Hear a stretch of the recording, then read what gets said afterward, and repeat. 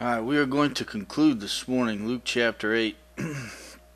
We've started to look at this amazing chapter and the progression of Luke's gospel narrative, and we will look at the last two miracles, if you will, but oftentimes referenced as being one because they're connected together. But just some thoughts in regards to the miracles of the kingdom, because that's what we're dealing with. The first part of the chapter dealt with the message of the kingdom, the proclamation of it, and all of this is dealing primarily under the mission of the kingdom in chapter 8, verse 1. But the miracles of the kingdom, there's several things to keep in mind. The essence of these stories is that the Messiah is acting in space and time.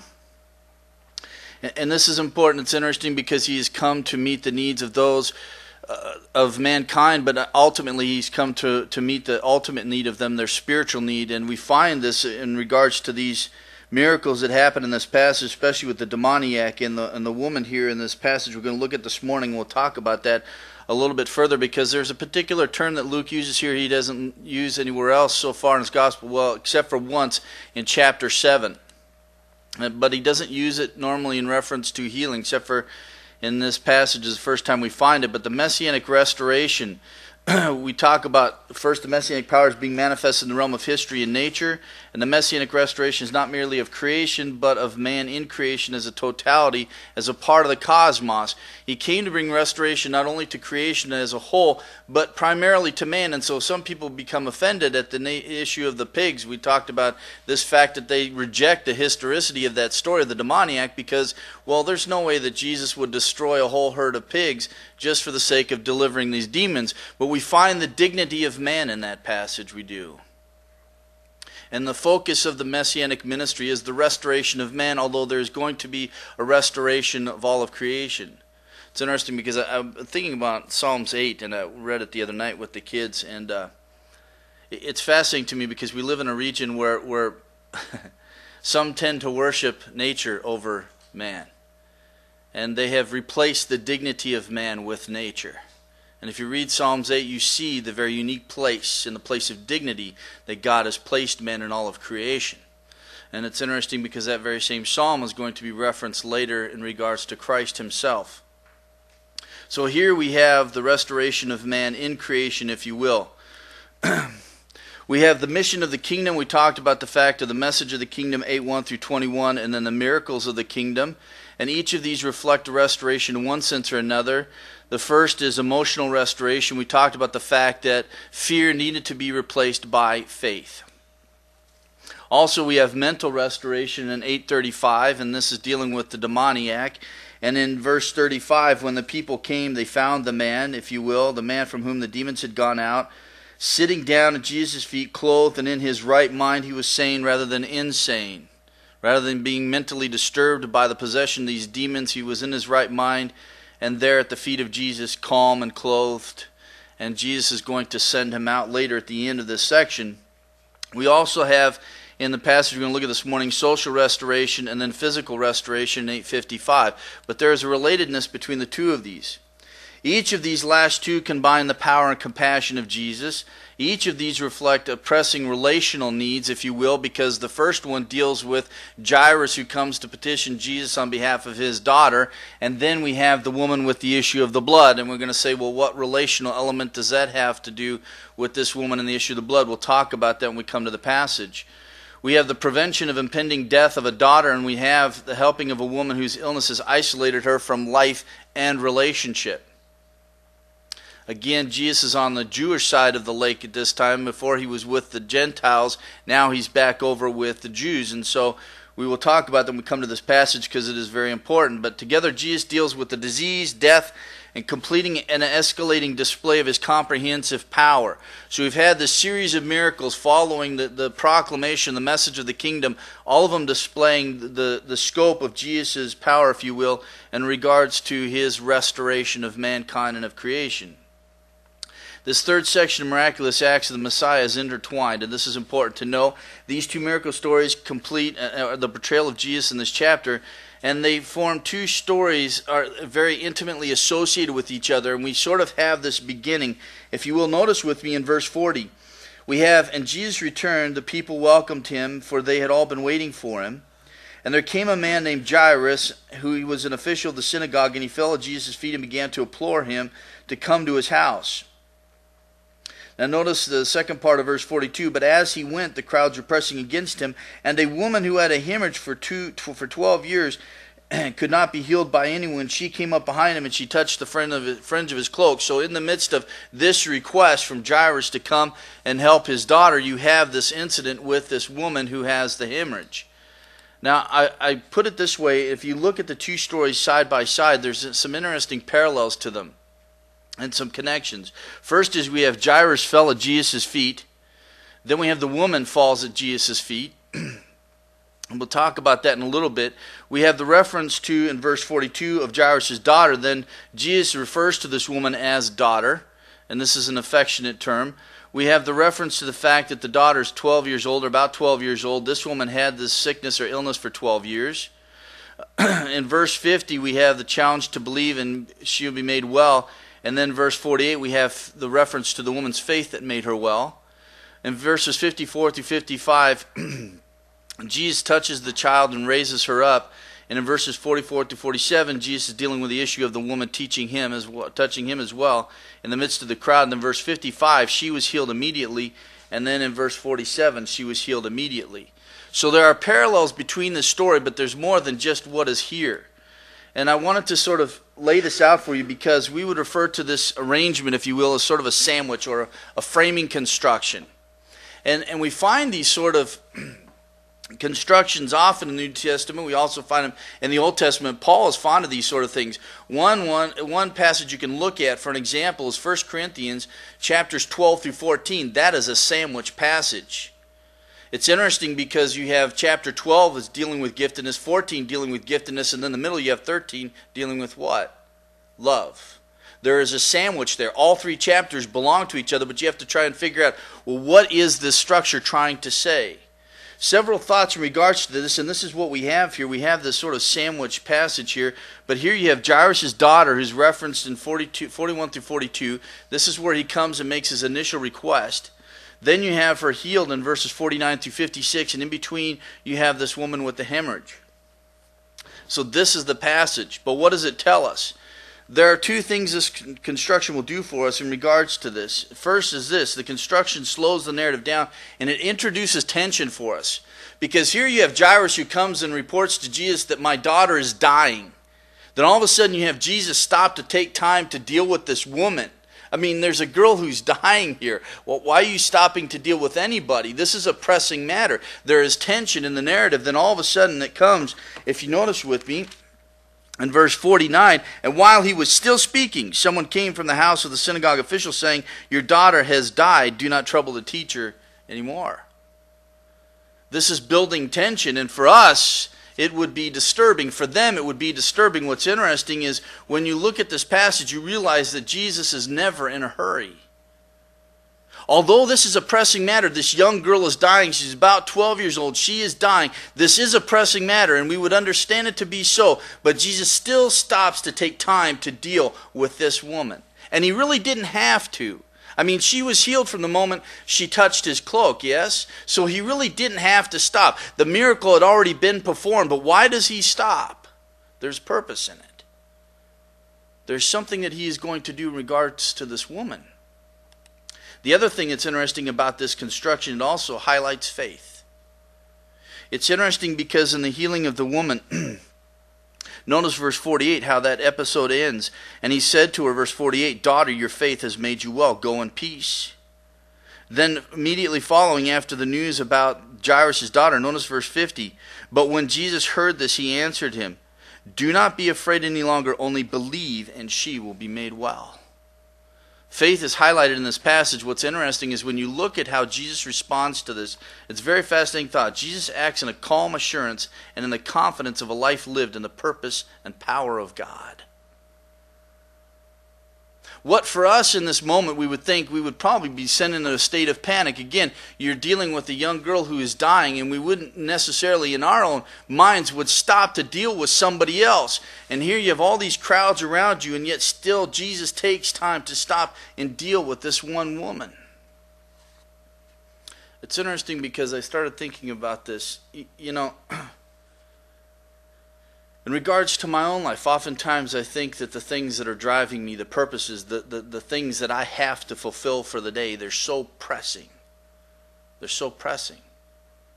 And so often they're so pressing upon me that I may fail to respond to people around me who are in need. I get so focused upon my plan and my directive, and this is my purpose, and this is what I need to be doing, and I need to take care of this. And this is urgent. I need to deal with this. And so often we can be so focused on those things that we deem urgent that we forget to deal with the people that God brings into our life. And there was no mistake about this woman encountering Jesus at this moment. We've seen from the introduction to Luke's gospel, all these things are in the state of being brought to completeness. God is the one who has done this. All of these events are under the sovereign hand of God. He is fulfilling His kingdom plan. So this wasn't a mistake. It wasn't a chance happening between Jesus and this woman. He encountered her for a purpose. But so often we can be so busy in our lives and think that things are so pressing. And we watch Jesus' response. He was never in a hurry. And it's interesting when you look at the situation which might trouble most of us, Jesus has a calm assurance and a confidence in the purpose and power of God. Do we have that? And it's interesting because in regards to that, then he's going to challenge Jairus and his response to the situation in chapter 8, verse 50. And we'll talk about that when we come to it. But also notice this construction helps in the process of interpretation. Notice with me. We have a woman who is unclean and she is made clean. Now understand again, we're talking about the fact that Jesus was once over in Gentile territory. He heals this demoniac who was living in the tombs. We know that this was Gentile territory because of the geography, but also because of the fact that they were herders of pigs, and there's no way that a Jew is going to be herding pigs. This is in Gentile terrain. So Jesus goes over to the other side of the lake. He heals this man. He casts out the demons. He comes back over to the other side. The crowd that had been around him all of this time that he had spoken the parable of the sower to in chapter 8, verse 4, the same crowd is now awaiting him. He comes back over to the other side, but primarily we're dealing with the Jewish audience here. First, we understand that with Jairus and the fact that he is a synagogue official, but also the fact that he references to this woman as daughter. He would not do that to a Gentile. He would do that to a Jewess, yes, because she is a part of the nation of Israel, but he would not say that to a Gentile woman. So we're dealing with a Jewish woman, and we know by Levitical law in Leviticus chapter 15 that this woman, because of the flow of blood, she was rendered unclean. She was not allowed to be touched by anybody. If she was, they were rendered unclean. Whatever she sat on, whatever she laid on, whatever she would touch would be made unclean by her. And we're going to find that Jesus is going to make her clean. Notice, though, however, we have the child who is dying, but notice what happens in the second part of this episode. She dies, she becomes unclean. Any corpse becomes unclean. That's why we talked about it when the demoniac, when he was living in the tombs. For the Jews, what they would do is they would whitewash the tomb so that people would know that that is where a dead body is, and they wouldn't approach it, because if they touched it, they would be rendered unclean if they touched it and come in contact with it. So by dying, this young girl becomes unclean. When she is raised by Jesus, she is made clean. Again, the amazing thing is the fact that you have this woman who is unclean, touches Jesus. He is not rendered unclean by it. He also touches this young girl. He raises her up, and he is not rendered unclean by it. Which speaks to the nature, right, of who he is.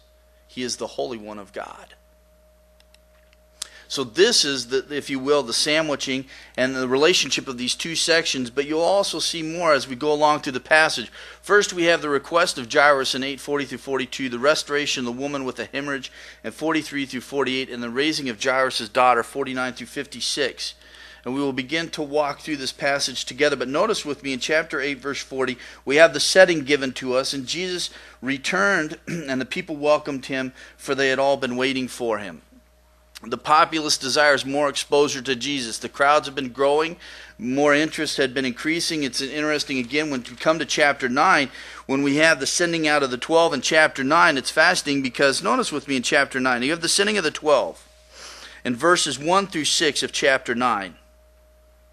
Jesus initiates the commission. He's going to send them out in the beginning of chapter 9. Verse 6, departing they had gone throughout the villages preaching the gospel and healing everywhere.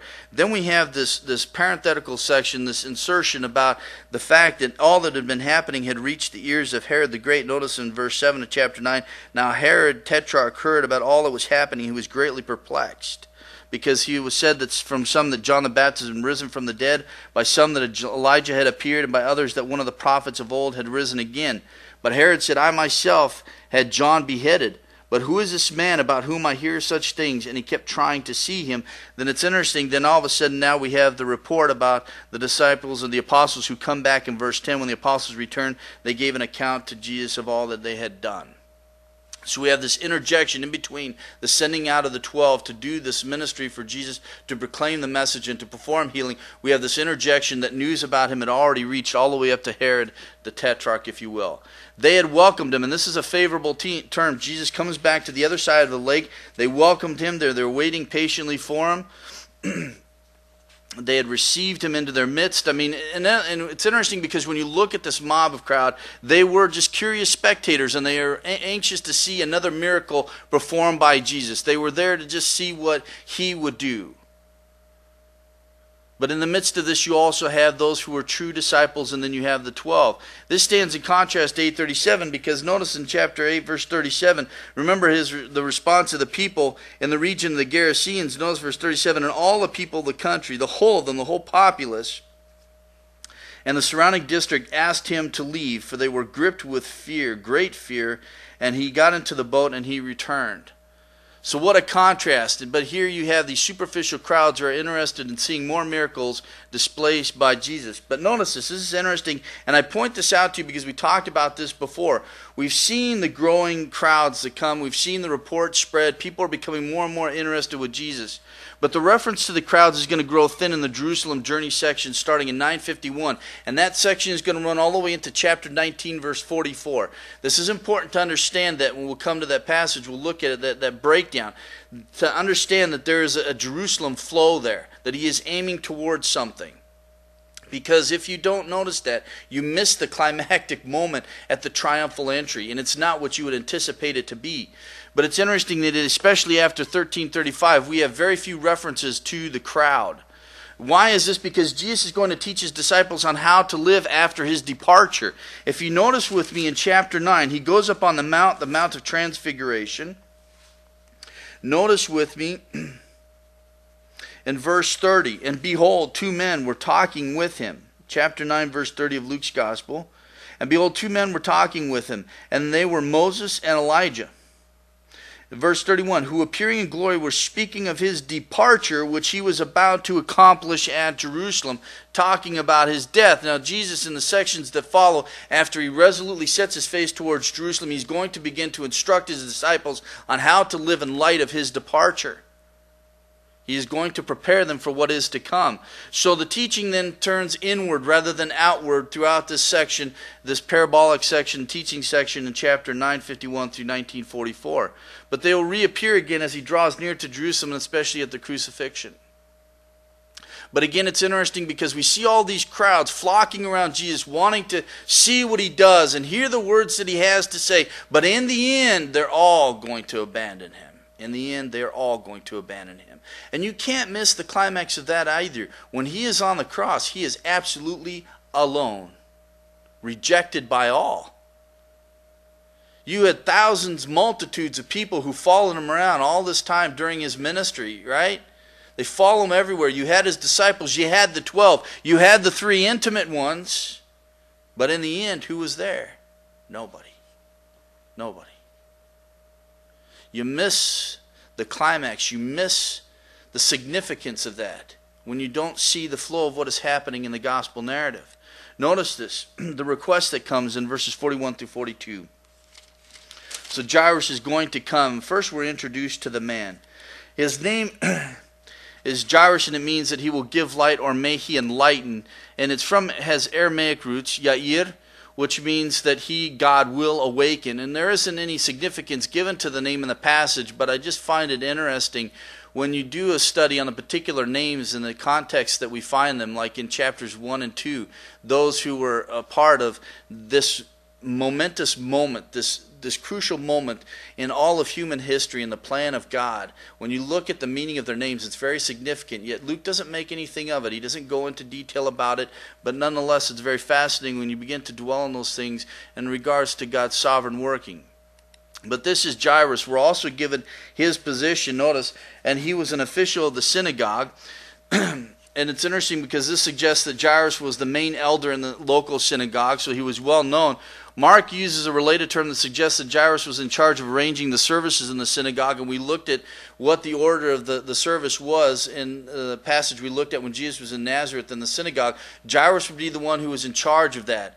And it's often more of the idea of, in the Russian church, they would have that where you would have the pastor, and typically what he would do is he would sit at a table up front next to the pulpit, and he would just orchestrate the whole service. So he would, tell you it's time for the choir to sing. The choir would rise up and sing. Now it's time for congregation to sing. Congregation would sing. Then he would tell who's going to preach in whatever order he desired. And as people, during the service, people would want to interact with the worship service, they could send notes up front and it would say so-and-so wants to sing a song, or so-and-so would like to cite a poem, something like that. And he would integrate them into the process of the service. So the services could go on for hours, depending on how involved people wanted to be in it. And then you would have a series of 3 or 4 sermons that would come. So aren't you lucky you don't have 3 or 4 hour-long sermons? But that's how it would function. Then at the end, he would close it. And it was interesting because the first time we started attending a Russian church, in all the years, 3 years that we were in this particular body doing ministry, I've only seen the pastor preach twice. And it was only for like 10, 15 minutes. His main role was just to orchestrate and lead everything. And this is sort of what Jairus' job was. That he, as the synagogue, they would have worship. He would orchestrate everything. He would hand the scrolls for the reading and so on. If there was a visiting rabbi, he would incorporate them into the time of worship and so on. And this is what he would do. And so it was a very important role. And he would then be responsible for the progress of worship. He would be in this capacity neither as a civil leader or a member of the Sanhedrin. So he wasn't as high up, but nonetheless, he had a very crucial role in the town where he was from. But he would, however, be a man of social standing, a leader in the city. And if you will, he's a true representative of the Jewishness established. But this is fascinating because when you realize, and this is important, Luke wants us to understand the whole episode that is happening here. And so he gives us these details. But it's important to understand this, that he was a man of standing within the community without a doubt. And he had this sort of high position as far as the people would be concerned in regards to the town that he was from. But what is fascinating is that where we find him when he comes face to face with Jesus. And this helps us to understand the desperation of the situation he is in, because we're given what? His posture. Here is this man of great standing. Here is this man of great position. Here is a man who has worked himself into this position, if you will, in the community, within the synagogue. He was well respected and looked upon. He would have been by the people in the community. But when this situation happens in his life, where do we find him? We find him down at the feet of Jesus. And what is he doing? He's beseeching him. He's begging him to come to his home. It's interesting because things like that happen to us, Things that enter into our life, things that we hold so dear and important and think are so crucial. When something tragic happens, all of a sudden it helps your vision to be refocused and you see the things that are truly important. And here's this man of dignity in the community would have been. This is not the appropriate posture of such a man. But that doesn't concern him. Why? Because his daughter is dying. This is what really matters. We begin to sort of understand the pathos behind of this. We understand what is happening in this moment. We can experience this situation with this man. And Luke helps us do that by introducing these facts to us. So we understand what this man is going through. But not only that, notice this. As he gives the reason for his request, he asks Jesus if he would come to his house. In verse 41 at the end, he is imploring him, beseeching him, begging him to come to his house. But notice this. Verse 42, we're given the reason. For he had an only daughter about 12 years old, and she was dying. Luke gives us 3 things that are so important. And this is interesting. Luke mentions this often. We've seen this already before. The only begotten one, the only child of such and such. We had the widow of Nain, right? Her only son.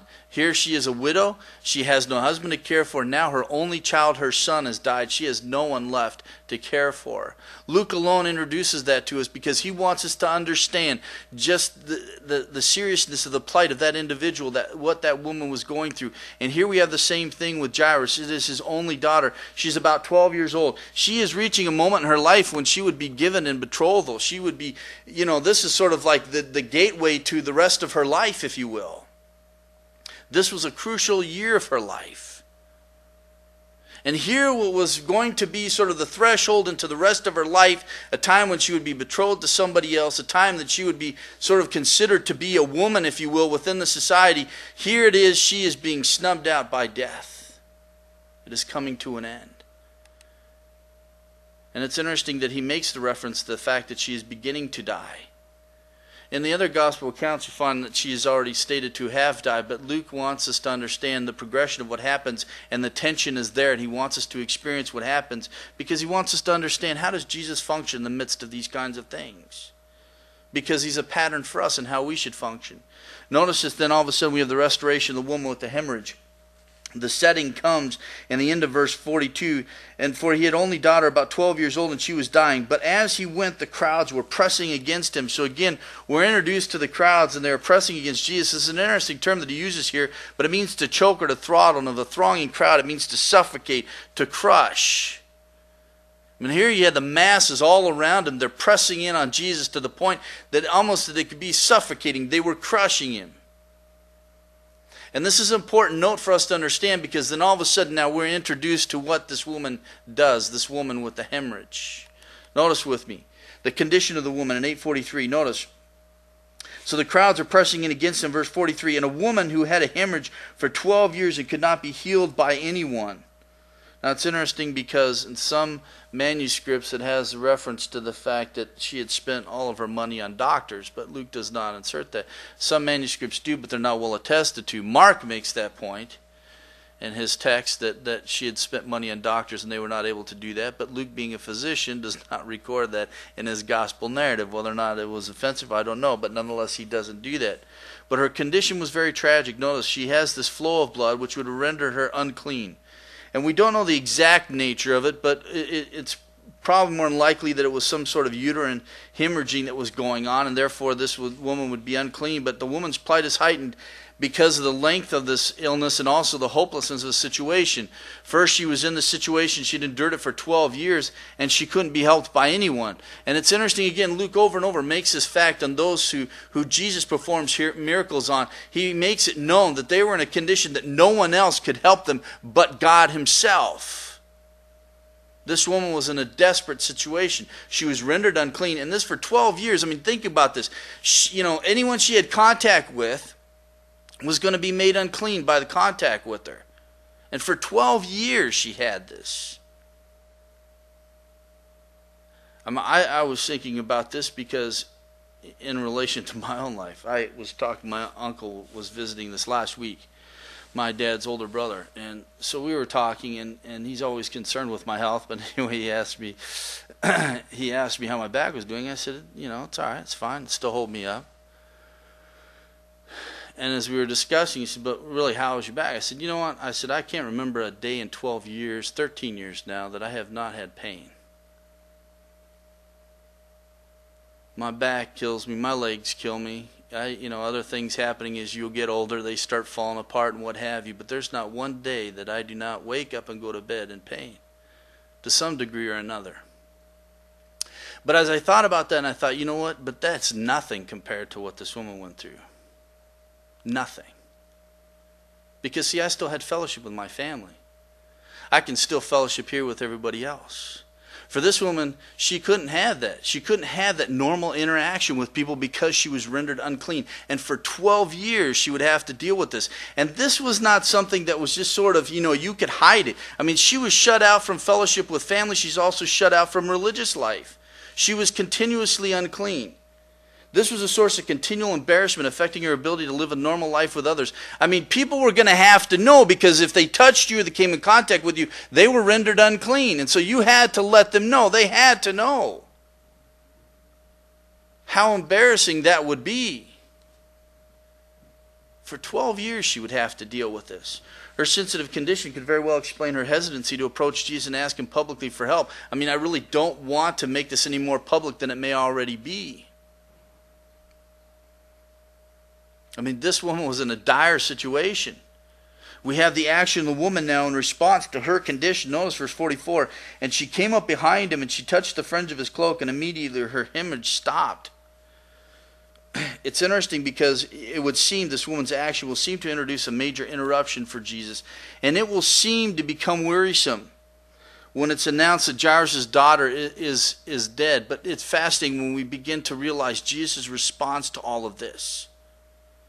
Because this woman comes and she touches him and immediately she's healed. Jesus doesn't have to stop, but he's going to. She comes up behind him, so she comes up and she doesn't want to be noticed by everybody else. So for sneaking in behind him, she comes up so she's not noticed, not only by the crowd, but by Jesus himself. Notice she touches the fringe of his garment. More than likely it was like the hymn, or they were known to wear tassels, 2 in the front, 2 in the back, to represent their obedience to the commands of God. She could have come up and touched the tassels. But immediately she is healed. And Luke reflects this over and over again. 3 times in this particular passage alone, he reveals the fact that healing was immediate. But notice this. The inquiry of Jesus comes. Jesus' inquiry is going to intend to expose who had touched him. So the woman comes up. Immediately she's healed. Verse 45, and Jesus said, who is the one who touched me?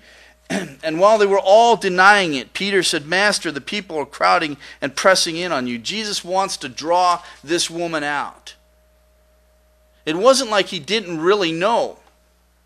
But he wants to bring out this woman, to bring her out and make her confess the faith behind her action. In other words, he is going to confirm her faith. And he does that, does he not? In the next verses that follow, notice when he says, daughter, your faith has made you well, verse 48, go in peace. He wants to confirm her faith to her. And he wants to bring out the fact that it was her faith that led her to touch his garment. And he wants her to make it known publicly in front of everybody. It's very fascinating because here you have this pressing moment. This young girl is dying. It's urgent. Jesus needs to get there. And yet he still takes time to stop and deal with this woman to confirm her faith. There is timidity in her action, yet there is faith in what she does. And he wants to confirm that, and he wants to affirm that, and he wants her to make it known publicly what drove her to touch his garment. But it's interesting because, again, in life, we can have those things that seem so pressing to us. And there can be someone that God brings into our life in the midst of what we're trying to do, in the midst of what we think is so urgent. God may bring someone into our life, and they need us to stop and respond to them and interact with them for their spiritual benefit. And Jesus does that. But he is confident in the fact that the sovereign God is carrying out his plan, his kingdom plan. There's no need to worry. There's no need to panic. Just like the storm. Just calm. Just calm. Rest in God's timing, if you will. Jesus is going to have this woman reveal herself and openly express her faith that caused her to touch him. This is interesting. Jesus' question was not merely who touched me, but who laid hold of me. We see the desperation of this woman not only in the description of her condition, but also in the question that Jesus asked, because the verb that he uses here means to fasten to. And in the middle voice which we have here, it means to fasten oneself to. She clung to the hem of his garment. She was in such desperation, but she didn't want to be seen by everybody, and she didn't want Jesus to see her, and she didn't want to make this a public thing any more than it already was. So she comes up behind him, and she grabs hold of his garment in desperation. Immediately she's healed. This was not an ordinary touch. This was not an ordinary touch. Notice Peter's response. You know, Jesus is looking for an answer, but Peter's response is he's stating the obvious. Well, Lord, there's a whole lot of people around you and a whole lot of people touching you. It's interesting because he's very descriptive here in regards to the pressure that the crowds bring. Notice that he used the first term, it's translated crowding. It means to hem in. It's to press on every side. It's also used of holding or being kept a prisoner or being held a siege. These masses had Jesus hemmed in. They wanted to see another miracle. The other word that he uses here, translated pressing, this is a hapax legomenon. This means that it's only spoken once in all of the New Testament. It means to press hard. It was used in reference to pressing grapes. The word here is phlibo. And it's interesting because it means to press, if you will, but then he adds this preposition upon it, to press from. And when it was used in reference to pressing grapes, it would press so hard upon the grapes that it would press the juice out from the grape itself. It came to be used to describe the hardness or the pressure that was given in the pushing down. And this is what we have here. They're crowding around him. They're hemming him in. It's almost like a prisoner in the midst of this crowd. They're pressing in on him. Peter says, it's obvious, Lord. There's all kinds of people around you. What do you mean? You ask, who touched me? Jesus goes on to explain. Notice this, his inquiry. In verse 46, and Jesus said, someone did touch me. Notice his explanation. For I was aware that power had gone out from me. This was not a normal touch. Jesus' power has left me. This is consummated perfect. It has gone forth. This is amazing truth that Jesus reveals about himself. Power is at the heart of what Jesus possesses in his relationship to the Father.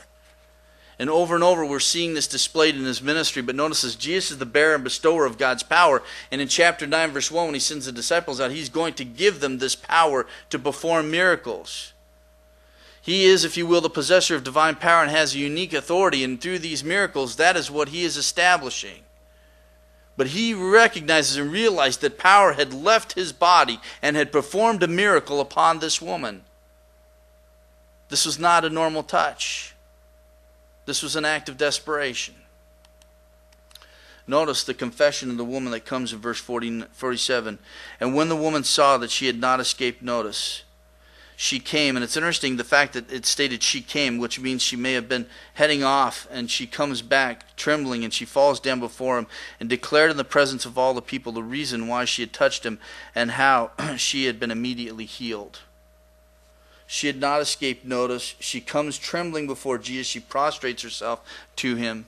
And then she declares in the presence of all what happened. This is very interesting to me because when you look at the previous episodes in regards to this one, we have several times where someone is at the feet of Jesus. This woman falls down. She prostrates herself at the feet of Jesus. Jairus, when he first comes, he falls down before Jesus' feet. What happened to the demoniac? Notice with me in chapter 8. And seeing Jesus, verse 28 of chapter 8, seeing Jesus, he cried out and fell before him and said in a loud voice, what business do we have with each other, Jesus, the Son of the Most High God? It's very interesting because when you even think about the stilling of the storm, Jesus rebuked the wind and the waves and a calm occurred. Everything is being submitted to the sovereignty of who he is. He is the Son of the Most High God. It's fascinating that all of these people prostrating themselves before him because they recognize who he is. The demoniac, because of the impotency of these demons as they fall before him.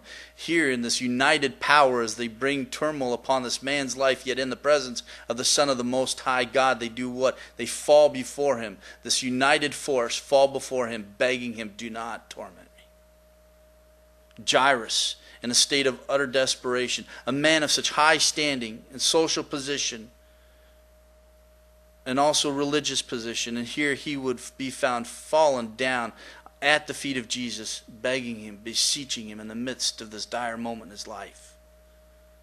This woman the same, at the feet of Jesus.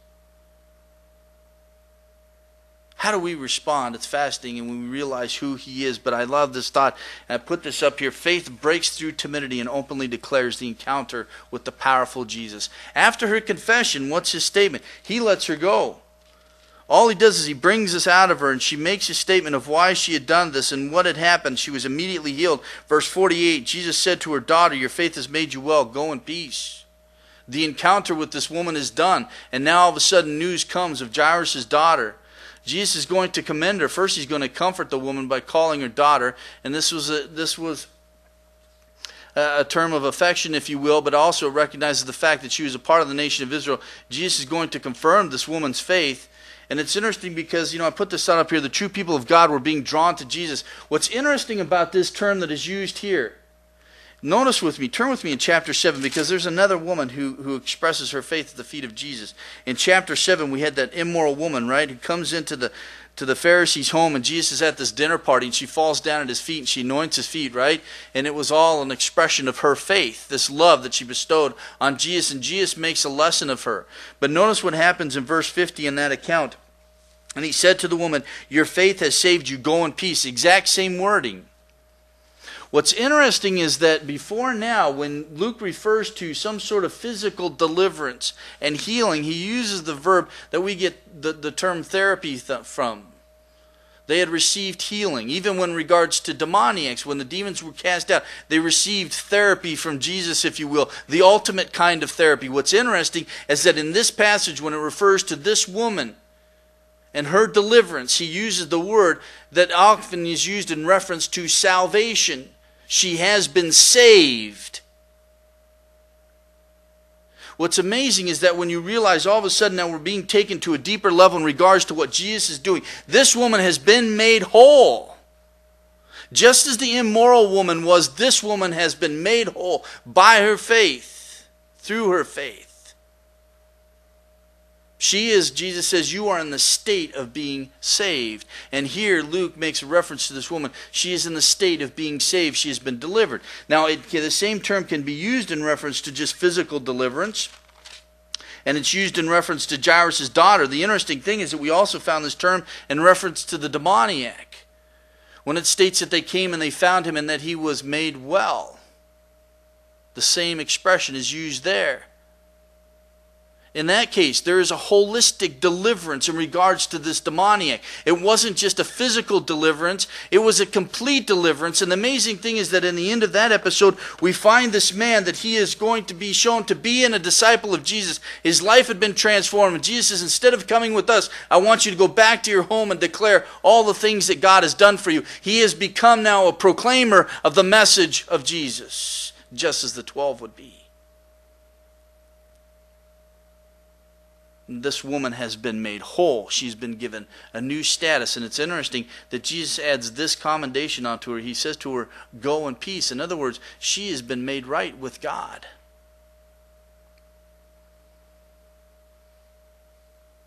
There is a complete transformation that happened in regards to this woman's status. This isn't just peace in regards to a feeling. This is a state of being. Notice this. And this is a word for journey. But go into peace. This is the new state that you are entering into. You have been made whole. That hemorrhaging, it defiled her. It made her unclean. She had no relationship with human beings, and it caused a separation between her and God because she was defiled. She was unclean.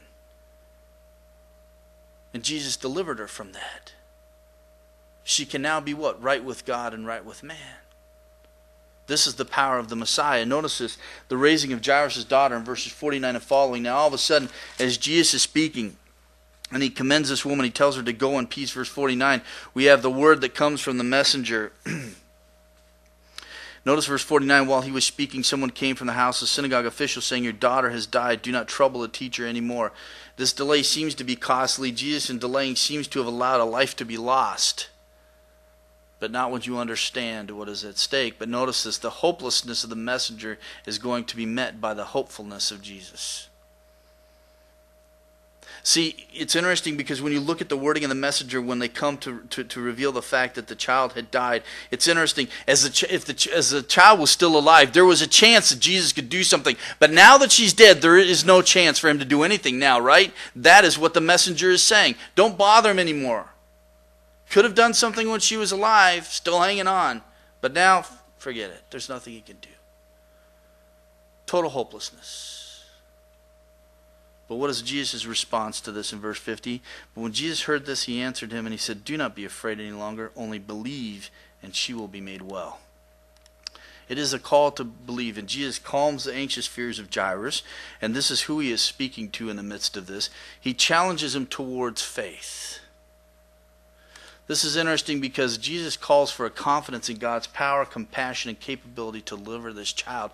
I mean, it's interesting. Jairus was in the crowd when this happened with this woman. He heard the testimony of this woman, right? That she had been delivered. He'd seen the power of God in action. He had seen it manifest in this woman's life, that she had been made well, but she had been made whole. She is cleansed now. She is right with man and God. He has seen this power manifested. Just believe. Notice his faith must prevail over what Jairus faced and felt. In my life, this is so challenging to me, especially of late, that my faith must overcome whatever I face and whatever I feel. And we know we live in a sinful world, and we know there's going to be trials and tribulations and what have you. And we know that things happen, and they're totally out of our control. We can do nothing to control them, but we know that God is in control. We just need to believe. If anything, it is a challenge to us as God's people to trust in His power and His character when things seem to be going wrong. So often our response would be panic. We would get worried, despondent.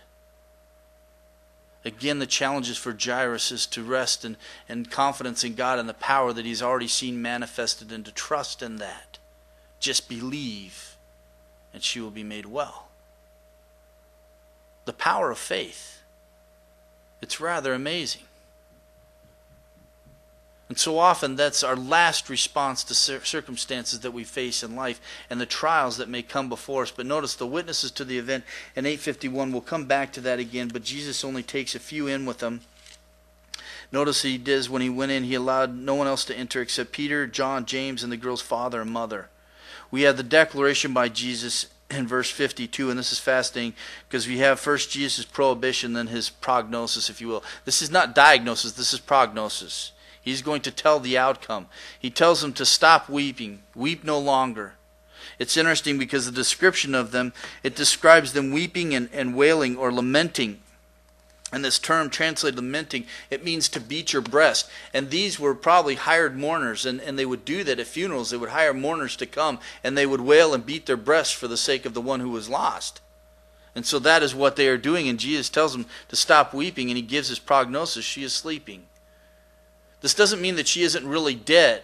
I mean, Luke makes the point that she died. The point that Jesus is making is that this is going to be of short duration. Why? Because there's going to be a miracle that happens. She's going to be raised from the dead. That's why it's interesting when we have reference to believers, they fall asleep rather than die, right? Because we know that they are not held by that. But notice the response of the mourners in 53. It says, and they began laughing at him, knowing that she had died. And again, the cognizance of the fact that the child was dead. But notice for 54, we have the raising of the child that comes. And he, however, took her by the hand, calling, and said, child, arise. And her spirit returned, and she got up immediately, and he gave orders for something to be given her to eat. Jesus has a twofold action. First, he takes her hand, and this is interesting. Again, because he could have been rendered unclean, but then again he couldn't because he is the Holy One of God. But what's amazing, again to me, is the intimate touch that Jesus has in regards to his ministry, the one-on-one. All those people mentioned back in chapter 4, we looked at it before, when he was healing all of those people with whatever diseases they came with, he touched each and every one of them. That human contact was not lacking in the ministry of Jesus Christ. He was not so pressed by the moment that he would not stop and deal with the issue of this woman and confirm her faith. And he was not so pressed that he would not stop, and he would take this child by the hand and show this personal connection, and then he would call her to arise. Arise. And by this simple command, the child comes back to life, and there is a threefold proof to the resuscitation of this young girl. But it's fascinating, the statement that is made. First, her spirit returns to her. She was dead. It's amazing. Jesus has control and power over dimensions that we cannot control. We can't even fathom controlling these dimensions, to have this scope of authority, and yet Jesus has it. And yet we're so mindful of that, but in our circumstances in life, we don't run to him and just fall at his feet in trust and confidence and know that he is able to deliver us from whatever we're in. Instead, we run everywhere else. Instead, we panic. And we become worrisome and despondent. Notice she got up immediately, instantaneous. There was no delay whatsoever, and she was given food. Again, a testimony to the fact that she was returning to a normal state of life. She needs some food. Jesus then in verse 56, it's interesting because we have twofold thing. We have the response of the parents. Her parents were amazed. I love this expression. It translated amazed, but it means to be driven out of one's senses, to be confounded, to be amazed. It is from, histemi is from stas, to stand. Ek is the preposition. Ek's up here, but this is the preposition ek. It is to stand out of. It is to be stand out of oneself or off from oneself. It is to be completely out of one's senses. This is the effect of this miracle upon these parents as they see what Jesus does. This is the effect that many have responded to in regards to Jesus' miracles. But notice the call to silence in response to their response. Notice in verse 56, but he instructed them to tell no one what had happened. We'll come back next week and talk about this. Why does he instruct them to be silent? Again, this stands in contrast to the demoniac, because look what happens to the demoniac in verse 39 of chapter 8. Return to your house and describe what things God has done for you. Jesus doesn't want him to keep silent. He wants him to tell everybody. When this woman, she reaches out in faith and touches the hem of his garment, what does he do? He calls her out in front of everybody, and he wants her to make a public declaration. Right? But with Jairus and his wife, in regards to the healing or the raising of his daughter, they want them to be silent. Why? Why? Some interesting thoughts we come to this passage, and we had to look at both of them together because they're intertwined to each other. And we have not exhausted them without a doubt, or we'd be here for a lot longer than we have been. But some amazing things that come out of this passage that should challenge each of our lives, and has challenged my life. Individuals are not to be lost in the crowd. Jesus always had time for people, and he was never in a hurry. He recognizes that God was working out his sovereign plan. And these things didn't just happen. But even in the midst of something that would bring such tension and worry and panic, he was calm and there was confidence. And he stopped to deal with people, and he stopped to confirm the faith of this woman. As timid as she was, he affirmed her faith. Do we take the time to deal with people? Are we so caught up in the routines of our life that when someone is in need and needs that affirmation, needs that confirmation, or needs us to minister to them spiritually, do we stop and take the time? Or is everything else so pressing? I mean, it is tough. We live in a time-oriented society. Jewish mindset, it wasn't focused on time. Same with Greek. I love both languages. Neither of them are focused on time. The priority is the action or kind of action, but not time of action. Jesus always had time for people. And his purpose in life was of the ultimate purpose, yes, was to proclaim the kingdom of God. And we need to remember that in the ministry of God, it is about people, is it not? It's about restoration of people in the relationship to God and to one another. The other thing that came out of my mind as I thought on this passage was, in the circumstances of life, we need to live in the calm assurance of faith and the confidence of the purpose and power of God. Nothing just happens in the plan of God. God has a purpose for everything. God is carrying out his kingdom plan in time and space. And it involves the lives of men. And oftentimes things happen and we can't understand. Why a 12-year-old child losing her life now? At the prime, at the gateway to the rest of her life. Why now? God had something important in store. We need to remember that God is carrying out his plan of salvation and understand that he is powerful in the midst of realizing that he is carrying out his plan. Whatever circumstances we face, we may not be able to understand fully what is going on, but we know that he is in control and that he is all powerful. And he can help us in the midst of whatever situation that we are in. We just need to trust him. We need to have that calm assurance in him. And know that he is God. May God help us.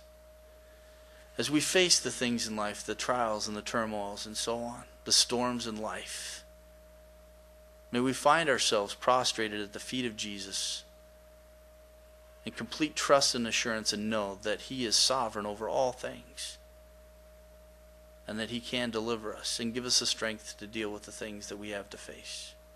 Let's pray.